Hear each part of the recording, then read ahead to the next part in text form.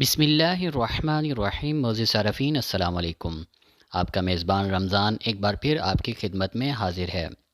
سعودی عرب کی طرف سے ایک بہت بڑی خوشخبری کا اعلان ہوا ہے، جس میں بتایا گیا ہے کہ مملکت میں ویکسین کی پہلی خوراک لگوانے والوں کو براہ راست سعودی عرب آنے کی اجازت ہوگی۔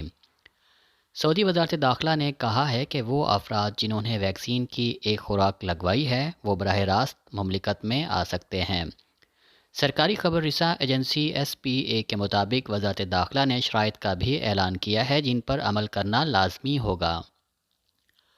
وزارت کا کہنا ہے کہ سعودی عرب کے اقامہ ہولڈرز یا ایسے افراد جنہوں نے مملکت میں رہتے ہوئے کرونا سے بچاؤ کے لیے ویکسین کی ایک خوراک لگوائی ہے اور توکلنا پر ان کا سٹیٹس امیون فرسٹ ڈوز کا ہے، وہ 4 دسمبر سے کسی بھی ملک سے براہ راست سعودی عرب آ سکتے ہیں۔